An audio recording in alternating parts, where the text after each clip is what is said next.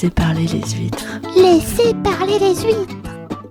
Ah bah elle est pas jeunée celle-là, il a foutu sa moumoute dans les huîtres. Laissez parler les huîtres. Laissez parler les huîtres.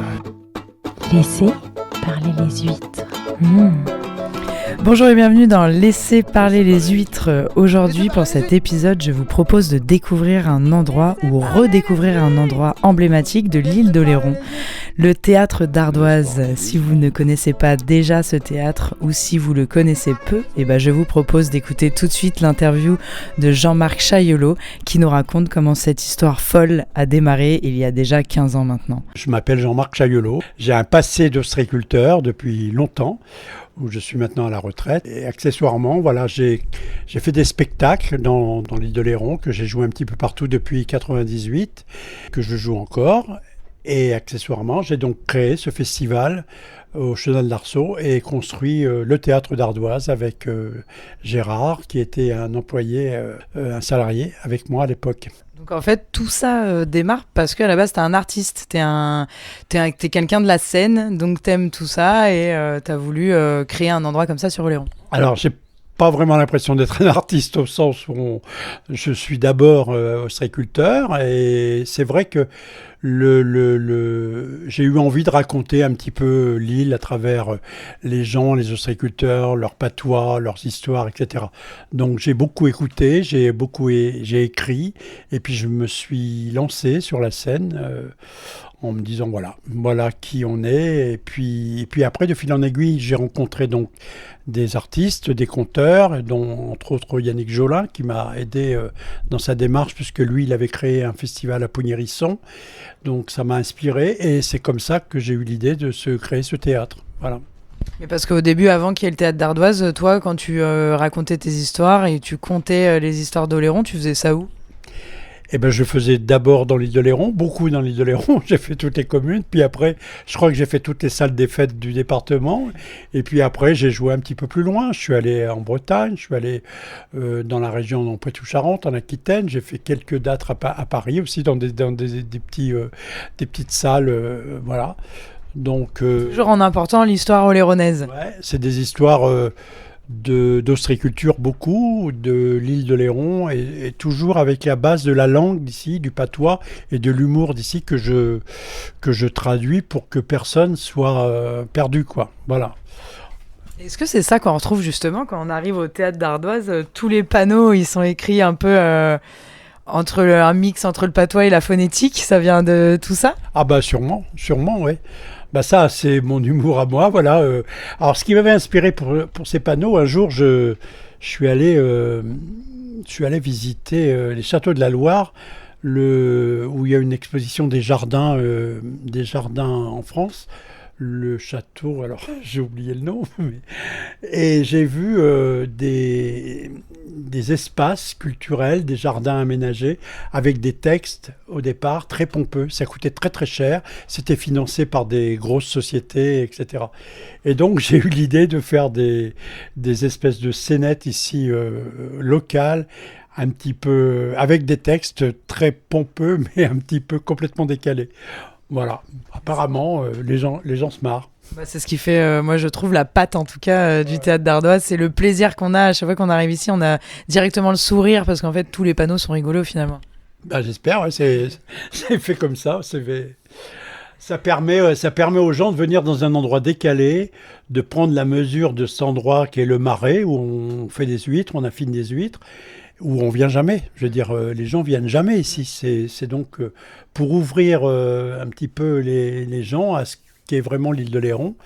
Et puis en y associant la culture au sens large, quoi, en faisant venir des artistes importants. Enfin. Parce que toi, c'est parti de comment du coup ? Donc tu faisais un peu de spectacle, tu avais ton spectacle qui tournait, et puis tu étais ostréiculteur. Comment tu t'es dit, je vais ramener le spectacle dans les marais ? C'est quand même un pari un peu osé.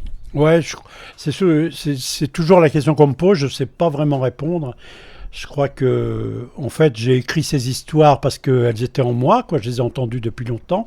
Cette langue, ce patois oléronais avec cet humour des gens m'intriguait beaucoup. Et j'avais l'impression, moi, en allant vendre mes huîtres à Paris, parce que j'allais tous les week-ends à Paris à Nogent-sur-Marne, des endroits qui parlent, des gens qui parlent très bien le français. Et j'imaginais le décalage entre les gens d'ici qui produisent ces huîtres magnifiques et ces gens là-bas. Donc ce décalage, ça m'a inspiré. Je me suis dit, mais voilà, il faut rapporter ces histoires, ces gens, faire connaître un petit peu cet endroit-là, quoi. Mais les deux univers qui n'ont rien à voir, le théâtre et l'ostréiculture, donc le côté un peu bourgeois, théâtral, et le travail de la terre avec l'ostréiculture. Bah ouais, il y a un gros décalage, mais comme quoi on peut toujours tout faire. Moi, l'ostréiculture m'a amené à faire ça, donc non seulement de la scène avec des spectacles, et puis en fait maintenant devenir directeur de théâtre, où je suis invité dans des festivals et tout. La classe. Voilà, oui, c'est pas c'est pas la classe, ça me fait marrer, mais en même temps, pourquoi pas, quoi. On peut tout faire. Justement, comment en fait tu démarres, qui tu fais tourner au début, ça commence, est-ce que direct quand le théâtre d'Ardoise a été créé, il y avait déjà la scène, les gradins comme on le connaît aujourd'hui, ou est-ce que petit à petit tu as augmenté la capacité et puis la programmation? Alors, au départ, il y avait une passion pour le lieu, c'est-à-dire la protection, l'envie de protéger les cabanes ostréicoles, dont je parlais à tout le monde, mais personne à cette époque-là en avait rien à faire. Maintenant, on les protège, on fait des belles aquarelles avec des roses trémières, etc., et des jolies cabanes, c'est très bien. À cette époque-là, on voulait plutôt les démolir, et on a créé ici une association dans les années 80 qui s'appelait YACA. Ça veut dire, bah oui, il n'y a qu'à le faire, mais ça veut dire Initiative pour l'animation Chenal d'Arceau. Et on a fait une association qui faisait visiter les cabanes et qui expliquait aux gens, aux touristes, l'ostréiculture. On recevait beaucoup d'enfants, de cars, etc. On a fait ça avec les ostréiculteurs et des ostréicultrices, surtout les femmes, qui venaient expliquer leur cabane, qui voulaient montrer les gestes, etc. Avec cette association, on a créé un petit festival une fois par an ici dans ma cabane, où on faisait un grand repas avec 350 personnes sur réservation, où tout était quasiment à volonté, les huîtres, les moules, les mogettes, les gratons, et puis voilà. C'était la belle époque, ça. Ça a duré 10 ans, et puis après j'ai eu envie de plus, et c'est là où j'ai décidé de construire ce théâtre, sans en parler vraiment autour de moi, parce que c'est pas que j'avais peur qu'on me prenne pour un fou, mais on me prenait quand même pour... voilà. Et ça, c'est grâce aussi, au départ, tu me demandais qui on a programmé. Je parlais d'Yannick Jolin, mais j'avais des gens que moi j'admirais, qui sont Jean-Jacques Vanier, qui est un humoriste super, il y avait François Rollin, il y avait Jacques Bonafé, tout ça, c'est des gens que moi j'admirais, qui sont tous venus ici. Et les premières fois où ils m'ont dit « oui, on vient », j'étais, moi, complètement surpris, quoi, que des gens s'intéressent à venir ici. Et ils sont venus pour des sommes, pour des cachets très raisonnables. Et voilà, ça a commencé comme ça. Donc c'était vraiment un peu dans l'esprit plutôt de théâtre, on se relie autour de... Il y avait moins le côté musique à l'époque? C'était plus spectacle? Il y avait de la musique, parce qu'il y avait des gens qui faisaient qui jouaient de la musique ici, des groupes. Puis après, non, on a demandé... Maintenant, j'ai plus peur de rien. C'est-à-dire que le théâtre d'Ardoise est devenu quand même un petit peu... il a un attrait au niveau national, je veux dire, on le connaît. Donc, quand je demande à des artistes, même très connus, etc., ils ont un intérêt pour ça. Alors, bien sûr, on n'a pas de moyens, on n'a pas du tout les moyens de payer des artistes avec des cachets très chers, mais on a réussi quelques jolis coups, quoi. Des gens comme François Morel, par exemple, qui était vraiment intouchable au départ au niveau des cachets, en expliquant les choses, avec les relations qu'on avait, voilà, il est venu tout à fait gentiment, et ça s'est très bien passé. Il n'y a pas que lui, hein, il y en a plein d'autres. C'était en quelle année le début des programmations au Théâtre d'Ardoise? Le premier festival a commencé en 2008, 2009, et puis voilà, c'est la 15e année cette année. Okay. Donc la 15e année, et à chaque fois, c'est juillet-août de programmation? Voilà. Au départ, on faisait vraiment tout le mois de juillet, tout le mois d'août. Et puis, cette année, ça sera donc le jeudi et le vendredi, 2 jours par semaine. Et du 18 juillet jusqu'au 23 août. Avec des un prêt du lieu, du théâtre, aux associations de post-à-prose. Ce sont des jeunes de Doluce qui créent un festival sur 2 jours de rap, qui sont très bien. Moi, je suis très heureux de voir que ce lieu peut servir à des jeunes. Et puis aussi au festival Iota, en pré-vente, ils disent. Je ne sais plus comment on dit en anglais. Warm-up. Pré-opening. Ça veut dire que c'est en avant-première, quoi. Voilà. Alors, ils font un petit concert d'électro qui a eu lieu samedi, là. Voilà. Et eux, ils ont leur festival à Saint-Georges au mois d'août. Et ça, c'est eux qui viennent, qui se rapprochent de toi pour te demander le lieu ? Ouais, c'est eux qui m'ont demandé. Ils avaient envie de... Et ça fait plaisir parce qu'il y a vraiment une ouverture, un intérêt des jeunes, quoi. Parce que nous, l'association de TAP qui gère le festival, TAP, ça veut dire Tous au pieu d'Ardoise, voilà, c'est le nom de l'association. Donc, on est quand même, voilà, c'est des retraités, ouais, sinon les jeunes, ils bossent, quoi. C'est qui fait la programmation ? Donc là, ça va commencer les Estivases, c'est comme ça qu'on appelle la programmation au Théâtre d'Ardoise. Ça commence là en fin de semaine, jusqu'à peu près la fin du mois d'août. C'est qui fait les programmations ? Et je rajoute ça aussi, parce que tu dis, on a eu des beaux artistes, mais est-ce qu'aujourd'hui, c'est pas plus ces artistes qui devraient payer pour venir jouer au Théâtre d'Ardoise ? Oui, c'est bien ce que tu dis. J'ai pas pensé encore aller jusque-là, mais je vais y réfléchir. On va leur transmettre l'info. Oui, non, on arrive quand même à avoir des super artistes, et c'est encore le cas cette année. Et souvent, on arrive à négocier les prix. Alors, ça reste quand même assez cher, parce que faire venir un groupe de 5, 6, voire plus de musiciens, on a cette année la baisse où ils sont 9, je crois. Jeudi, il y a les Mamans du Congo, ils sont 7 sur scène. Donc tout ça, c'est quand même des cachets importants. Là-dessus, il faut rajouter la technique, puisque chaque fois, à chaque date, il faut mettre la lumière et le son. Donc c'est un gros boulot technique. Et puis après, je rajoute, il faut payer évidemment le transport, les hébergements, les repas, la SACEM, etc. Donc ça fait quand même des coûts assez importants. Depuis le Covid, c'est un petit peu plus difficile au niveau des réservations. J'ai l'impression que nos habitudes culturelles, nos sorties ont changé, quoi. Les gens sont plus soit timides, soit... heureux. Ouais, peut-être. Puis la météo ne nous aide pas beaucoup, parce que au niveau des réservations, les gens réservent tard, quoi, au dernier moment. Donc c'est difficile de prévoir pour les repas, tout ça, parce qu'on fait aussi des choses à manger, des excellentes choses à manger. Voilà, mais on y arrive, hein, tout va bien.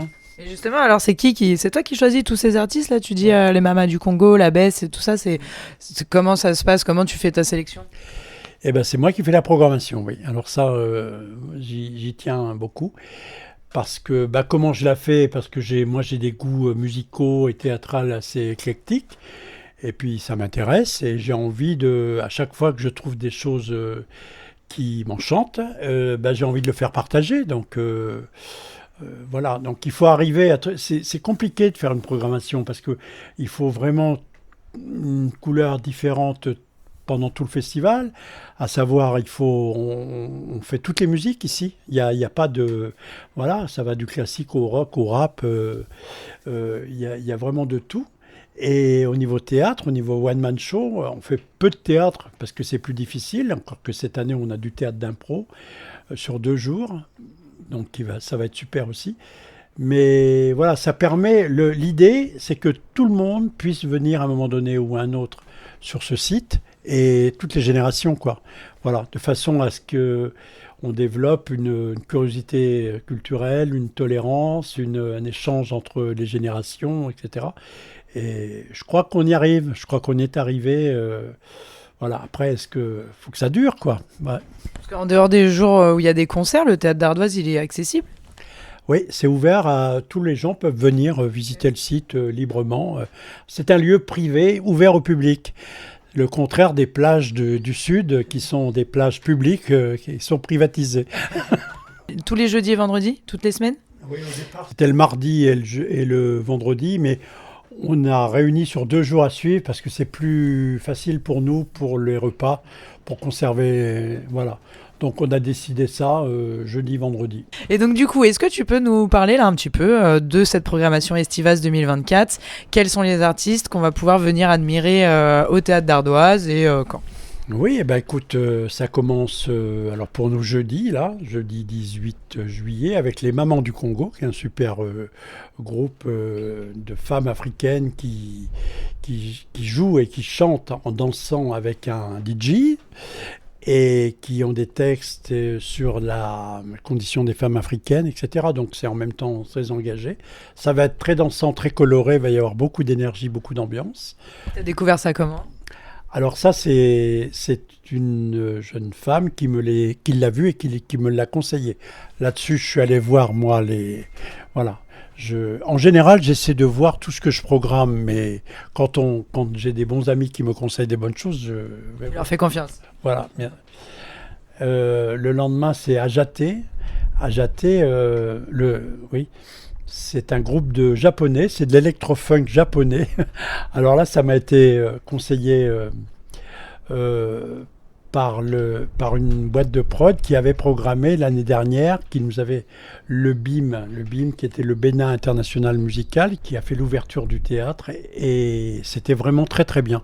Donc il avait ce groupe en magasin qui vient faire une tournée en France. Donc, c'est quoi de l'électro-funk japonais ? Alors, écoute, on va découvrir ça le 19. Ils sont quand même très bien allumés sur la scène. Il va y avoir beaucoup. Ils sont nombreux. Je crois qu'ils sont 7 ou 8. Et pareil, ça risque d'être hyper dansant et hyper coloré. Je pense, ouais. Jeudi, on est en Afrique, vendredi, on est au Japon. C'est très original, ouais. Et je suis assez content que dans les Marais du Chenal d'Arceau, on puisse faire découvrir des groupes comme ça, quoi.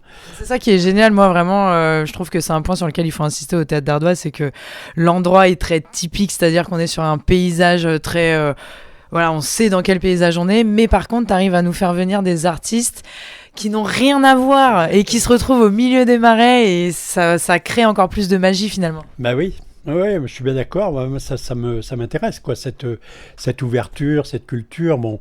Et puis après, les ostréiculteurs sont pas vraiment connus pour être des gens ouverts d'esprit, si tu veux, voilà. Mais après tout, pourquoi ne pas apporter ça et puis que les gens s'intéressent, soient curieux et voilà, c'est ça qui m'a motivé. C'est la première fois que ça nous arrive, mais la date du 1er août va être remplacée par un autre concert. C'était Aziz Zamaoui et Eric Longworth, c'était un trio de jazz du monde qui était vraiment magnifique. Voilà, donc ça sera annulé, j'ai appris ça hier. Et le lendemain, alors c'est des amis à moi, Wally et puis Jérôme Rouget, donc ça c'est magnifique. Des one-man shows, des humoristes, etc. Donc des valeurs sûres, des gens simples, des gens simples qui font des spectacles. Après, on aura Yves Jamais, donc beaucoup de gens le connaissent. On a beaucoup de réservations déjà. Je pense qu'on jouera complet cette fois-là. On aura évidemment l'incontournable Jean-Jacques Vanier qui vient pour la 8e ou 9e fois. Qui vient tous les ans d'ailleurs, avec un nouveau spectacle qui s'appelle À la recherche de la recherche, qui jouait à Avignon pour la première fois cette année. Et voilà, donc Jean-Jacques, c'est vraiment l'incontournable du théâtre. Toi aussi, il y a une date où on va pouvoir t'applaudir. Oui, ouais. Avant lui, j'aime bien faire des choses avant lui. Ouais. Je ne sais pas entre ce que je vais faire. Je vais récupérer des histoires dans mes archives. Voilà, après, il y aura le 15 août, c'est le Big Ukulélé Syndicate. Ils viennent de Grenoble et ils sont passés donc au Roulève à la Cotinière il y a quelques années. C'est Bernard Vetto qui les avait fait venir. Et puis, je les ai vus l'année dernière sur le port de Méché. C'est des gens, ils sont, je crois, 10 ou 12 sur scène, 2h30 de concert. C'est vraiment extraordinaire. C'est à ne pas rater, ça. Ils ont tous un ukulélé. Tout ça, et oui, il faut un répertoire de rock, de chansons françaises, enfin... Non, c'est vrai. Et puis c'est hyper énergie, quoi. Ouais, très, très, très, très fort. Le lendemain, le 16, alors... Ah oui, c'est Bobitch, le clown, Bobitch, et puis Vincent Roca, qui était un humoriste qui qui fait des jeux de mots d'enfer et qui était à France Inter pendant très longtemps, qui est venu déjà 2 fois au Théâtre d'Ardoise, qui est vraiment un gars très sympa et un spectacle magnifique. Donc Vincent Roca et Bobitch après. Bobitch, il est déjà venu? Non, jamais, c'est une première. Voilà. Et puis là, on termine avec 2 groupes Labès, donc Labès qui est un groupe de franco-algériens. C'est de la musique chabi. Et ils sont, pareil, 8 ou 9 sur scène. Ils vont passer à l'Olympia là. C'est vraiment un groupe qui gagne à être connu, mais qui va l'être. Ils ont les instruments typiques des ouds et tout. Ouais, bien sûr, ça va être super. Et le lendemain, c'est Jassia Satour, qui est une jazzman franco-marocaine, qui a une voix super. Ils sont 4, je crois, 4 ou 5. Quoi. C'est du jazz du monde. Les choses ont été vendues tous les deux. Quoi. En fait, c'est les 2 groupes. C'est un pack. Voilà, c'est un pack. Voilà. Bon. Donc ça veut dire que là, tous les spectacles du Théâtre d'Ardoise se réservent en avance pour être sûr de garantir notre place? On peut réserver, ouais. C'est bien de réserver parce que des fois, c'est plein. Quand même, ça arrive. Hein. On a rempli l'année dernière 3-4 dates. Dans le programme des gens comme HK, comme on avait fait des... Alors, quand c'est complet, c'est complet. Il n'y a plus de place. Et alors, évidemment, les gens nous demandent s'il n'y a pas quand même une petite place. Voilà. Ils ne peuvent pas se glisser derrière un bout de branche? Non. Alors, on vend quand même des places, évidemment, à la caisse quand c'est pas complet. Donc, les gens peuvent venir à partir de 19h. Mais voilà, c'est toujours bien de réserver. Et puis, pour nous, c'est bien parce que ça nous motive aussi. Voilà. Est-ce qu'il y a comme un abonnement, par exemple, là, si toute la programmation du Théâtre d'Ardoise nous enchante, est-ce qu'on peut prendre comme une carte qui nous garantit d'être réservé sur tous les spectacles? Alors, il y en avait. L'année dernière, on le faisait. Et puis, on a arrêté parce que c'est un peu trop compliqué pour nous, les tarifs sur Internet, etc. Donc, c'est vrai que c'est compliqué au niveau bénévole d'avoir des gens qui se changent à la caisse. Voilà, on n'a pas de carte bleue par exemple parce que c'est pareil, c'est compliqué. Et puis, donc il faut ramener des chèques et puis des vrais sous. On aime bien rester un peu simple, quoi. On ne peut pas payer son demi avec sa montre ici. Voilà. Et c'est ça qu'on adore. Les pancartes sont faites à la main, on fait aussi des fautes d'orthographe, souvent exprès quand même. Bon, on a décidé de réduire un petit peu la voilure parce qu'on vivait un peu au-dessus de nos moyens. Il faut savoir que le but quand même de ce festival, c'est pas évidemment de gagner de l'argent puisqu'on est tous bénévoles, mais c'est aussi à la fin d'équilibrer les comptes. On y arrive. Sauf l'année dernière où on était en déficit de quelques milliers d'euros. Voilà, il faut quand même qu'on arrive à joindre les 2 bouts. Donc il faut, on ne demande pas d'argent public, mais il faut quand même qu'on trouve les moyens. Quand tu vois les scénettes qu'on faisait, là, malheureusement, on a de moins en moins de temps pour faire tout ça. C'est dommage, mais c'est pas les idées qui manquent, mais les gens viennent là, ils sont complètement dans un endroit où ils comprennent pas ce qui se passe, quoi. C'est décalé, les textes, ça les fait marrer, mais ils savent pas trop au départ. Voilà, c'est pas comme ailleurs, quoi. Donc ça rend les gens curieux, c'est le but. Et puis après, quand ils viennent au spectacle, parce qu'en fait le but c'est quand même qu'ils viennent au spectacle et qu'ils voient des spectacles extraordinaires, parce que là, moi je les ai tous vus, hein, depuis 15 ans, j'en ai manqué une fois. Mais c'est vraiment toujours très très très très bien, quoi. C'est quoi ton meilleur souvenir d'ailleurs? Ou une anecdote? J'en ai beaucoup des groupes. Otis Taylor, alors Otis Taylor qui est un bluesman américain du Colorado, il vient faire une tournée en France. Alors je me souviens plus de l'année, mais ça doit être en 2013 par là. Et il se trouve que moi je le connaissais comme ça et je l'avais vu au festival de Montlouis-sur-Loire et j'avais trouvé ce gars extraordinaire et je me suis dit mais pourquoi viendrait-il pas, quoi? Mais alors je parle pas l'américain du Colorado couramment. Donc il a fallu aller discuter avec les gens qui le faisaient tourner en France. J'ai réussi à convaincre, je ne sais pas comment, parce que En fait, comme on a des huîtres, en fait, le gars, son producteur, son tourneur, il adorait les huîtres. Il était venu à l'île d'Oléron. On a discuté beaucoup. On a parlé d'autres choses. Et en fait, j'ai réussi sans doute à l'accrocher. Et il a donc fait une tournée en France avec 4 dates. Alors il y avait le New Morning à Paris, je crois qu'il y avait à Nantes, une grosse salle à Nantes, une autre salle à Marseille et Théâtre d'Ardoise sur 4 dates. Donc ça c'était incroyable. Et quand il est arrivé là, du New Morning, il jouait au New Morning à Paris la veille, il est arrivé là dans sa voiture avec les vitres, les vitres fumées, il a ouvert la porte, il est tombé sur le marais, il n'a rien compris quoi. Un gars qui arrive d'Amérique, voilà, et ce gars, cet Américain, là, Otis Taylor, qui a fait un concert magnifique, c'était plein.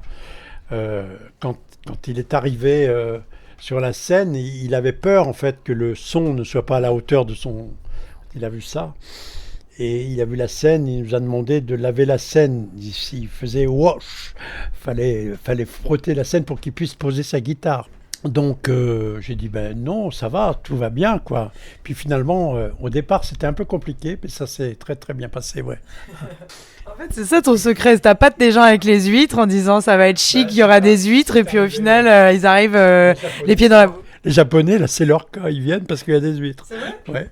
Et justement, est-ce qu'il y a d'autres artistes qui sont repartis d'une prestation ici, pas contents, déçus, ou j'imagine qu'à 100%, ils sont tous quand même émerveillés, non ? À 100% oui, moi je dirais le gars avec qui ça s'est le moins bien passé, c'est Murray Head.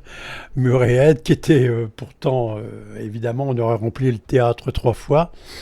Voilà, mais je sais pas ce qui s'est passé, il a eu un trac, je pense, je sais pas pourquoi, mais il y avait un gars qui jouait, qui revient d'ailleurs, Melvin, qui jouait avant lui, là, qui chantait merveilleusement bien. Et est-ce qu'il a eu un petit doute, lui Une baisse de confiance. Ouais. Et il a eu peur et en fait, il est devenu désagréable, agressif.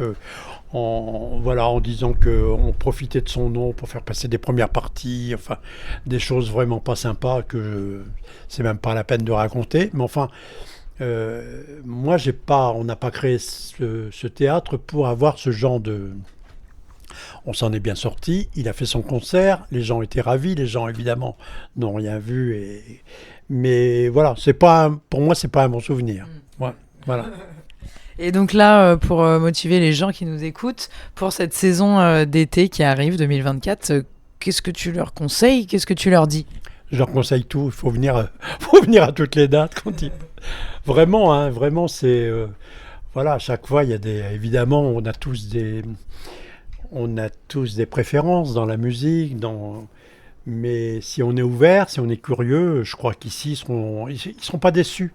Parce que nous, on a vu les spectacles, on sait ce qu'on programme, on sait que c'est de toute façon de qualité. Et puis en plus, quand ils sont dans ce contexte-là, les artistes sont détendus, généreux, ils sont ouverts, on peut les voir manger, on peut parler avec eux. Enfin, c'est vraiment un endroit pour ça, quoi. Ça doit être... Enfin, pour moi, ça doit être ça, la culture, enfin la culture, les gros festivals, c'est bien que ça existe, mais moi, je peux plus, quoi. Les endroits où il y a 4, 5 000, 10 000 personnes, où tout le monde chante en même temps, etc. Bon, c'est bien pour les jeunes, peut-être. Ça dépend lesquels. Ouais, ça dépend lesquels. Mais moi, j'aime bien cette espèce de proximité. Là, on est 500. C'est très convivial. On peut se parler, on peut se rencontrer, discuter. Et tout le monde voit bien.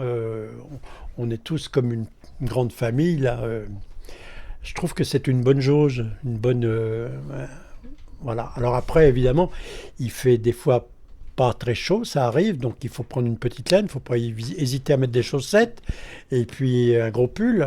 Et quand il fait beau et chaud, alors là, c'est magique, parce que souvent, on a la lune, derrière, la lumière, c'est vraiment très, très...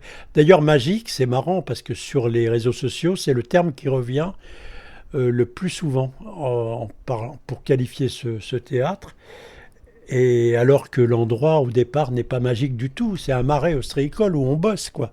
Voilà, donc c'est pas non plus... C'est d'avoir fait venir, justement, d'avoir mélangé, d'avoir sorti le marais ostréicole du cadre, d'avoir mis quelque chose qu'on n'a pas l'habitude de voir dans un marais ostréicole. Et je trouve que c'est ça qui rend le mot magique qu'on a envie d'associer au théâtre. Et d'autant plus, chaque journée est différente en fait. On peut revenir au théâtre tous les jours, la visibilité, la lumière, l'ambiance, en fonction du concert qu'il y a, en fonction de plein de choses. Ce sera toujours différent et c'est vrai que c'est un lieu magique. Bah oui, je pense que oui, on en a fait un lieu magique et ça c'est grâce un peu à tout le monde parce que c'est pas un lieu facile, il faut l'entretenir, il faut tondre, l'air pousse très vite. Cette année, il a beaucoup plu au mois de mai, on ne pouvait pas rentrer sur le site tellement il y avait d'eau. Donc c'est vraiment l'électricité, il faut tout remonter tous les ans parce qu'il faut qu'on démonte les cabanes maintenant. Enfin, voilà, c'est pas un endroit facile, c'est pas un festival facile. Il faut vraiment être très motivé, etc. On est largement récompensé parce que évidemment, les gens sont ravis. C'est tellement bien quand les gens repartent le soir, ils sont enchantés. Donc, évidemment, c'est valorisant pour ça, mais c'est quand même très difficile. Et ça, il faut que tout le monde en prenne la mesure, quoi. Je veux dire que on ne demande pas d'aide, mais voilà, pour mettre les affiches, par exemple, il faut qu'on ait des endroits où on ne nous enlève pas nos affiches, il faut que... voilà. Mais enfin, on a quand même beaucoup de gens qui nous aident, des artisans, des commerçants, des restaurateurs, etc., qui participent au programme. Je suis très content d'avoir fait ça à la réflexion, 15 ans après. Au départ, je ne savais pas trop. Aujourd'hui, tu es content, le bilan est positif? Bah oui, bien sûr que c'est positif, parce que même si ça doit s'arrêter pour des tas de raisons, mais voilà, on aura fait 15 ans ça. Bon, bah c'est bien, voilà. Si, voilà, en t'écoutant, on se rend compte de la difficulté et qu'on a envie de soutenir le théâtre d'Ardoise parce qu'on a envie de faire perdurer cet endroit magique, donc soutenir, ça peut être financière, ça peut être au niveau du temps, ça peut être au niveau même, voilà, de venir te rencontrer, de quoi tu aurais besoin, toi? Ben, c'est tout simple. Enfin, moi, j'ai créé ce lieu et ce festival pour faire partager des spectacles, des artistes aux gens. Donc, en fait, voilà, c'est simple. Il faut venir voir le spectacle. Parce que s'il n'y a plus l'intérêt pour les spectacles, si on n'a plus le public, ça ne sert à rien. Tu vois, on pourrait avoir toutes les subventions du monde. Si on a 50 personnes qui viennent, ça ne sert à rien. Donc, voilà, il faut venir voir les spectacles. Et il faut sortir et venir. Après, effectivement, de l'argent, on peut toujours en trouver. Mais nous, on a voulu aussi que ce théâtre ne soit partenaire de gens qui ont... que ça ait du sens dans l'île de Léron. C'est-à-dire qu'on a fait toute une restauration bio. On n'a que des produits bio. On est à Enercop au niveau énergie, etc. On a des toilettes sèches depuis longtemps, depuis le début.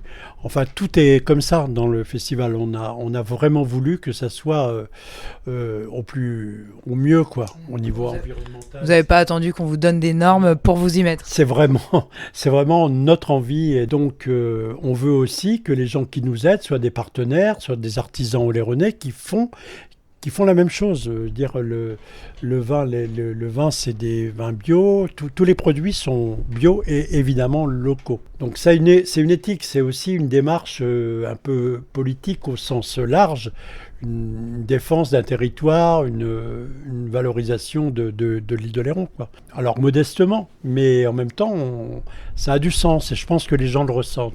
Si on voulait aller chercher de l'argent à Intermarché ou à Leclerc, peut-être qu'on en aurait beaucoup plus. C'est pas le but du tout. C'est pas la mentalité de la maison. Pas du tout. Est-ce que le théâtre d'Ardoise, donc là, comme tu l'as créé, ça fait 15 ans, comme tu nous as dit, est-ce que ça a inspiré d'autres endroits? Est-ce qu'il y a des gens qui sont venus te contacter en disant voilà, le concept que vous avez créé est génial, j'ai envie de faire la même chose chez moi? Est-ce que vous avez des conseils à me donner? Alors, ce qui est sûr, c'est qu'il y a beaucoup de gens qui viennent ici toute l'année et qui atterrissent ici parce qu'ils en ont entendu parler. Et c'est des gens qui, en France, ont créé des lieux, des théâtres ou des scènes qui ont créé dans le même esprit des petits lieux comme ça, un petit peu marginaux. Et j'en rencontre beaucoup. Ça m'avait même donné l'idée de faire une espèce de réseau de lieux comme ça un peu insolites. On pourrait le faire d'ailleurs. Et puis après, dans l'île d'Oléron, voilà, les jeunes de Poste à Prose, des jeunes de Iota qui font ce festival, qui viennent ici. Il y a aussi la guinguette, le café Zorba, qui a créé des concerts et qui maintenant qui sont inspirés, je pense, par ce lieu. Des gens qui ont créé des endroits, des bars avec des concerts, avec de la musique, ce qui n'existait pas dans l'île d'Oléron. Si on a pu être un peu le déclencheur et inspirer des gens, tant mieux, quoi. Je pense que c'est le cas. Et on parle souvent du théâtre d'Ardoise en tant que modèle, quoi, en tant que pilote, et ça, c'est plutôt bien. Qui tu ferais un appel, qui t'adorerais voir aujourd'hui jouer au théâtre d'Ardoise? Que t'as pas vu, bien sûr. Alors là, écoute, je sais pas, ça vient comme ça. Il y a des gens qui sont, malheureusement, qui restent intouchables. Je me disais que des gens comme Souchon, comme Maxime Le Forestier, que j'ai contactés, bon, ouais, c'est des boîtes de prod, m'annoncent des 20 000, 30 000 balles, quoi. Je crois que les gens qui m'ont vraiment aidé, qui m'ont inspiré et qui sont toujours nos soutiens, dont on a fait les parrains du théâtre, il y en a 5, donc Yannick Jolin en premier, qui est venu ici le tout premier. J'étais d'ailleurs épaté que ce gars-là vienne dans cet endroit-là. Et puis après, il y a eu François Rollin, donc Jacques Bonafé, qui est venu la première fois, il nous a fait cadeau de son cachet, il est venu gratuitement, quoi. Donc c'est génial d'avoir des gens comme ça, avec des talents fous qui... Et puis Jean-Jacques Vanier, donc, qui revient, qui n'arrête pas et qui veut toujours venir. Et puis Isabelle Autissier, dont on n'a plus trop de nouvelles, mais qui est venue faire son spectacle au début. Voilà. Donc tous ces gens-là, qui avaient une certaine notoriété, qui nous ont fait le grand plaisir de venir nous voir, ça m'a, moi, épaté et motivé, quoi. Voilà. Au final, c'est plus à tous les artistes qui écoutent et qui ont envie de rencontrer Jean-Marc Chaillolot en mangeant des huîtres et en se produisant sur un endroit exceptionnel, il faut venir. Et je leur prendrai pas cher. Voilà, j'espère que l'histoire de Jean-Marc Chaillolot vous aura plu. En tout cas, vous savez ce qu'il vous reste à faire pour soutenir le théâtre d'Ardoise. C'est de venir profiter de la belle programmation qui nous est offerte tout l'été. Et ça commence ce jeudi 18 juillet avec les Mamas du Congo. Un beau spectacle en perspective. On vous attend nombreux et on se retrouve très vite pour un nouvel épisode de Laissez parler les huîtres. Laissez parler les huîtres.